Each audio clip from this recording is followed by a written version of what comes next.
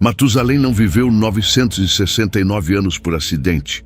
Ele não era apenas um velho, ele era o último fio segurando o mundo inteiro sobre o abismo. Enquanto o coração dele batia, Deus esperava. E quando ele parou de respirar, o céu desabou.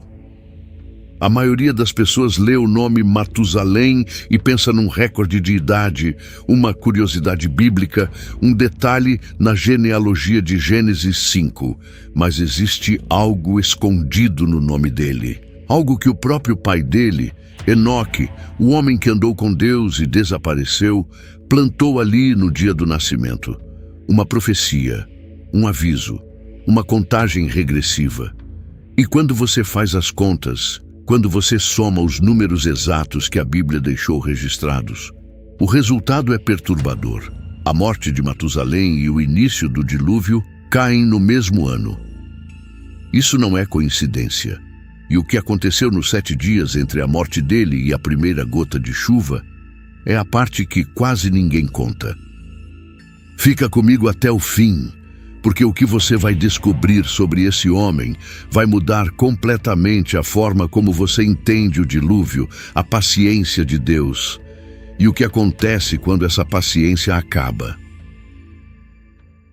Agora imagina o seguinte: um mundo que não conhece chuva, um mundo onde a terra é irrigada por névoa, onde os homens vivem séculos, onde gigantes caminham entre as aldeias, onde a maldade cresce como erva daninha no coração humano. Nesse mundo nasce um menino. O pai dele não é um homem qualquer.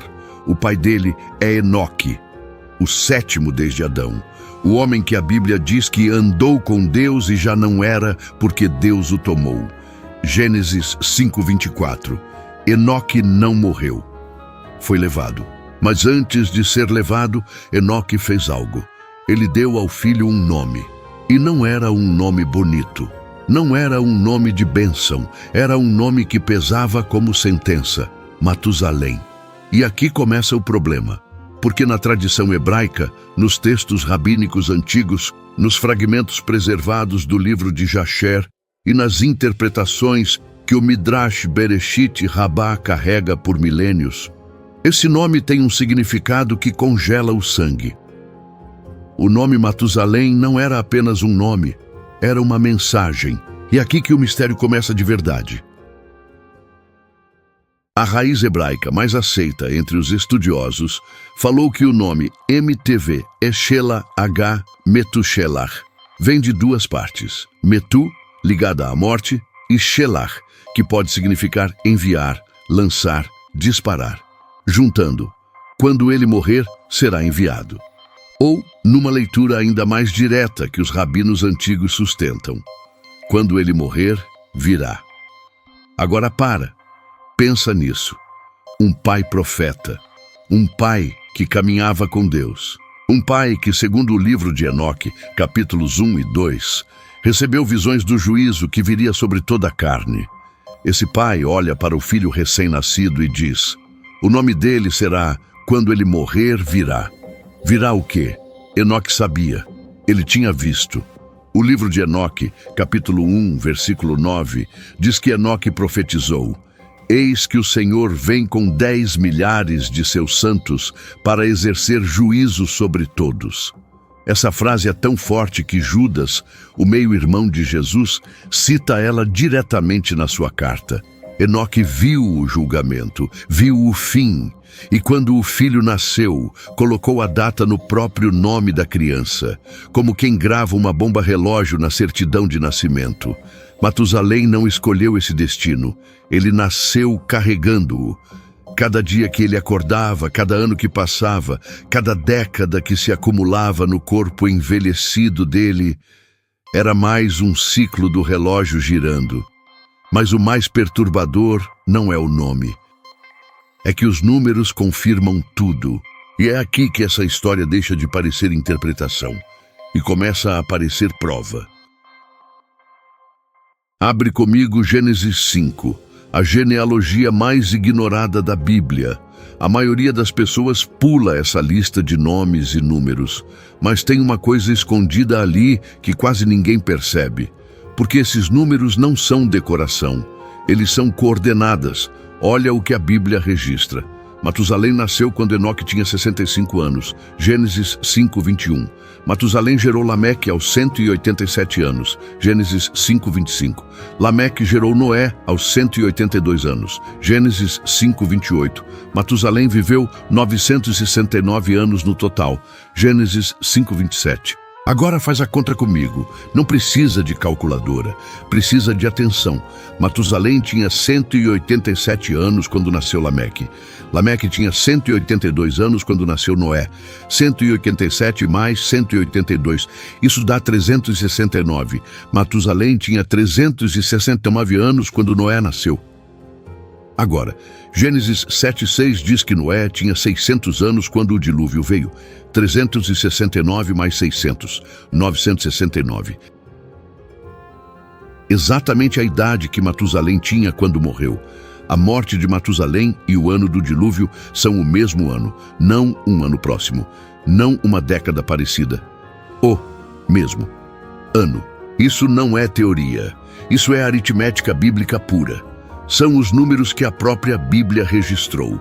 E quando os rabinos antigos olharam para esses números, gerações antes de Cristo, eles chegaram à mesma conclusão. O Talmud, no Tratado Sanhedrin 108b, registra que Deus esperou 7 dias de luto pela morte de Matusalém antes de enviar as águas. 7 dias. Agora escuta. A conta fecha. O nome profetiza. O Talmud confirma. E a Bíblia registra tudo em silêncio, como quem esconde uma chave dentro de uma lista de nomes. Mas a conta ainda não é a parte mais assustadora dessa história. Porque depois que Matusalém morreu, houve 7 dias. 7 dias em que o mundo inteiro continuou funcionando. As pessoas comendo, bebendo, casando, vendendo, rindo. E ninguém sabia que já era tarde demais. Gênesis 7:4. Deus fala com Noé, porque daqui a 7 dias farei chover sobre a terra 40 dias e 40 noites. Gênesis 7:10. E aconteceu que, passados 7 dias, vieram as águas do dilúvio sobre a terra. 7 dias. Agora imagina esse intervalo. Matusalém está morto, o homem mais velho do mundo. O nome que era profecia, o corpo dele foi sepultado, talvez por Noé, talvez por Lameque, que segundo a cronologia já havia morrido poucos anos antes. O avô vai para o chão e o relógio para. Noé já está dentro da arca. A porta foi fechada. Gênesis 7:16 diz que foi o próprio Deus quem fechou a porta por fora. Noé não trancou, Deus selou. E do lado de fora? Do lado de fora, o mundo ainda respira. O sol nasce, os mercados abrem, as crianças brincam. Os homens fazem planos para a semana que vem. Alguém está plantando, alguém está construindo, alguém está rindo de Noé e do barco ridículo dele. Jesus mesmo descreve essa cena. Mateus 24:38-39. Nos dias anteriores ao dilúvio, comiam, bebiam, casavam e davam-se em casamento até o dia em que Noé entrou na arca. E não perceberam até que veio o dilúvio e os levou a todos. Não perceberam. 7 dias. O luto por Matusalém talvez ainda estivesse fresco. E ninguém conectou os pontos. Ninguém olhou para aquele caixão e pensou. O nome dele dizia que quando morresse, viria. O livro de Jasher, capítulo 6, versículos 19-22, descreve esses dias finais com detalhes que a Bíblia canônica não traz. Diz que os animais vieram sozinhos até a arca, que a terra tremeu, que o povo cercou a arca com medo, tentando entrar. Mas a porta já estava selada. O juízo já tinha sido decretado, e o mundo não sabia. Mas Deus sabia. Porque Deus estava contando. Cada batida do coração de Matusalém era mais um dia adiado, mais um nascer do sol concedido, mais uma chance ignorada. E quando o último batimento veio, Deus não precisou decidir o momento. O momento já estava decidido há 969 anos. Mas espera, porque ainda tem algo que a maioria dos pregadores não fala. Algo sobre o que Matusalém realmente representava. Não no sentido teológico bonito, no sentido pesado, no sentido que incomoda. Pensa comigo. Por que Matusalém viveu mais do que qualquer ser humano que já pisou nessa terra? Mais que Adão, mais que Sete, mais que qualquer patriarca antes ou depois dele? A resposta óbvia seria: genética antediluviana, condições atmosféricas, bênção patriarcal. E tudo isso pode ser verdade, mas tem uma leitura mais profunda, uma leitura que os sábios antigos não tinham medo de verbalizar. Matusalém não viveu tanto porque merecia. Ele viveu tanto porque o mundo não merecia morrer, ainda. A longevidade dele não era um prêmio, era um prazo.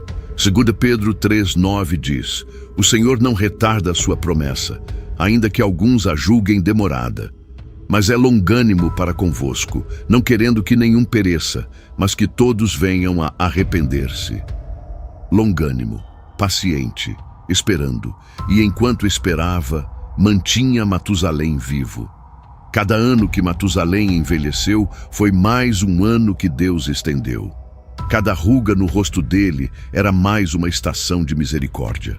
Cada respiração era mais um amanhecer concedido a uma geração que caminhava para o abismo. O livro de Enoque, capítulo 67, descreve o mundo pré-diluviano como um lugar onde os anjos caídos ensinaram aos homens metalurgia de guerra, feitiçaria, sedução e manipulação dos astros. O mal não estava apenas crescendo, estava sendo ensinado, sistematizado, institucionalizado. E mesmo assim, Deus esperou. Ele esperou enquanto Matusalém respirava. Esperou 969 anos. Agora pensa no peso disso. Enoque recebeu a visão do juízo e nomeou o filho. Ele sabia o que viria. Foi arrebatado para não ver o fim. Mas o filho ficou. Ficou ali, vivendo, envelhecendo, carregando no próprio nome a data de validade do mundo. E Noé? Noé era neto de Matusalém. Conviveu com ele por séculos. Provavelmente ouviu as histórias de Enoque da boca do próprio Matusalém. Sabia o que o avô representava. E quando começou a construir a arca, um projeto que Jasher 5:34 sugere ter levado anos, ele sabia que só terminaria a tempo se o avô ainda estivesse vivo. Imagina Noé martelando a arca, olhando para o avô, contando os dias. Cada vez que Matusalém tossia, Noé prendia a respiração. Porque quando Matusalém parasse de respirar, não seria só uma vida que terminaria, seria a espera de Deus. Então agora você entende.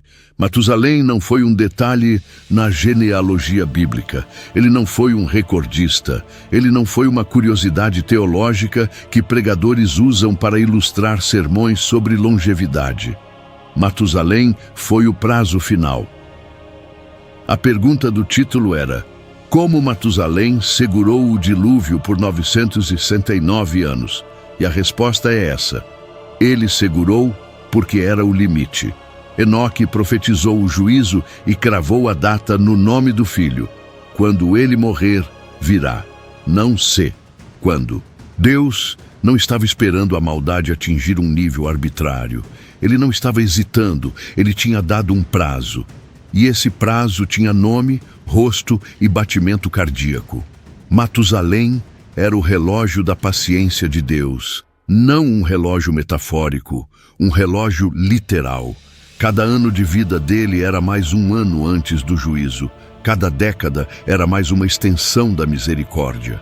E quando a Bíblia registra que ele viveu mais do que qualquer ser humano, o que ela está dizendo, nas entrelinhas, é que Deus estendeu sua paciência ao máximo possível. 969 anos. Esse foi o limite da graça. E quando Matusalém morreu, no ano exato em que o dilúvio veio, tudo se encaixou. O nome, A profecia, os números, os 7 dias de luto que o Talmud registra, o fechamento da porta da arca, o silêncio antes da tempestade. A morte dele não foi o fim de um homem. Foi o disparo de uma sentença que estava suspensa há quase 1000 anos. O dilúvio não veio apenas porque a terra estava corrompida. Ele veio porque o tempo acabou. O prazo expirou. A última respiração do último limite da paciência divina saiu dos pulmões de um homem de 969 anos. E então o céu se abriu. As fontes do abismo se romperam. E o mundo que ignorou cada dia de misericórdia que Matusalém representava foi engolido pelas águas. Matusalém segurou o dilúvio do único jeito possível, respirando, e quando ele parou, Deus também parou de esperar. Essa história tem quase 5.000 anos. Está escondida dentro de uma genealogia que a maioria das pessoas pula, enterrada em números que parecem irrelevantes, camuflada em um nome que poucas traduções se preocupam em explicar. Mas quando você junta as peças, o nome profético, a aritmética de Gênesis 5, os 7 dias de Gênesis 7, o testemunho do livro de Enoque, os registros de Jasher, a confirmação do Talmud, o que aparece na sua frente não é uma curiosidade, é um padrão. É a evidência de que Deus não age por impulso. Ele avisa, ele espera, ele estende, ele dá tempo, mas o tempo tem um fim. A grande pergunta que essa história deixa não é por que Matusalém viveu 969 anos. A grande pergunta é: quanto tempo Deus espera antes de parar de esperar? E se a história de Matusalém ensina alguma coisa, é que ninguém percebe que o tempo acabou até o dia em que a chuva começa. Você acha que Matusalém sabia? Sabia o que o nome dele significava? Sabia que enquanto ele respirasse, o mundo teria mais um dia? Comenta aqui embaixo. Quero ler o que você pensa. E se esse vídeo te fez olhar para o dilúvio de um jeito que nunca tinha olhado antes, se inscreve no canal e ativa o sino, porque eu tenho mais mistérios do dilúvio para revelar. E o próximo é ainda mais perturbador que esse.